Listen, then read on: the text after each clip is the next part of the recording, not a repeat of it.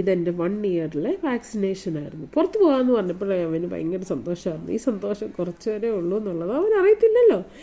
അങ്ങനെ ഞങ്ങൾ ജാക്കറ്റൊക്കെ ഇട്ട്, കുറച്ച് തണുപ്പുണ്ടായിരുന്നു പുറത്ത്, അങ്ങനെ ജാക്കറ്റ് ഇട്ട് ഞങ്ങൾ വണ്ടിയിൽ കാർ സീറ്ററിനെ അവരെ ഞാൻ വെച്ചിട്ട് നേരെ ഞങ്ങൾ മെഡിക്കൽ സെൻറ്ററിലേക്ക് യാത്ര തിരിച്ചു. ഇതാട്ടോ ഇവിടുത്തെ ചൈൽഡ് ഹെൽത്ത് റെക്കോർഡ് ബുക്ക്. ഇതിനകത്ത് എല്ലാ ഗ്രോത്ത് 1 ഇയർ മുതൽ 5 ഇയർ വരെയുള്ള റെക്കോർഡ്സ് എല്ലാം ഇവർ മെയിൻറ്റെയിൻ ചെയ്യും. നേരെ ഞങ്ങൾ ചെന്നിട്ട് എൻട്രി അപ്പോയിൻമെൻറ്റ് ടൈം മെൻഷൻ ചെയ്യണമായിരുന്നു.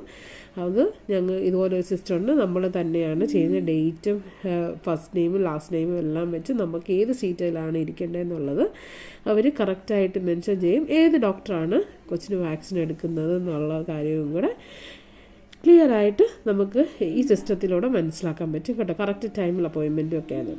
അങ്ങനെ ഞങ്ങൾ നേരെ ഏത് ചെയറാണെന്നുള്ള ഗ്രീൻ ചെയറിലേക്ക് ഞങ്ങൾ നേരെ ഫോളോ ചെയ്തു. അവിടെ കുറച്ച് നേരെ ഇരുന്ന് കുറച്ച് ഫോട്ടോസും കാര്യങ്ങളൊക്കെ. പിന്നെ വാക്സിൻ എടുത്തു. വാക്സിൻ എടുക്കാൻ എനിക്ക് ടൈം എടുക്കാൻ വീട്ടിൽ ഭയങ്കര കരച്ചിലായിരുന്നു. അവൻ്റെ ഒരു കാലത്ത് തന്നെ 2 കുത്തിവയ്പ്പും അപ്പുറത്തെ കാലയിൽ 1 കുത്തിവയ്പ്പുമായിരുന്നു. അത് ഒരു കടുപ്പമല്ലേ എന്ന് ചോദിച്ചു കഴിഞ്ഞാൽ കടുപ്പം തന്നെയായിരുന്നു കേട്ടോ. നമ്മുടെ നാട്ടിൽ പോലും അങ്ങനെ എടുക്കാറില്ല. അങ്ങനെ പിന്നെ അവർ കുറച്ച് ഹെൽത്ത് എഡ്യൂക്കേഷനൊക്കെ എനിക്ക് തന്നു. കുറേ നേരം പാവം അതിന് ഭയങ്കര വേദന. അപ്പോൾ അവർ പറഞ്ഞു പിന്നെ പാരാസെറ്റമോളൊക്കെ കൊടുക്കാൻ പറഞ്ഞു. കാരണം കൊച്ചിന് കാലിന് നീരൊക്കെ ഉണ്ടായിരിക്കും. അങ്ങനെ പിന്നെ ഞാൻ മാത്രമായിരുന്നു ഇവനെ കൊണ്ട് വാക്സിനേഷൻ ടൈമിൽ.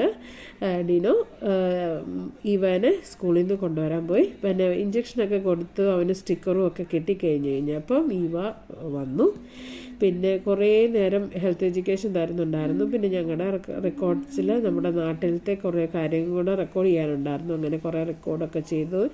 പിന്നെ ഞങ്ങൾ വാക്സിനേഷൻ കഴിഞ്ഞു.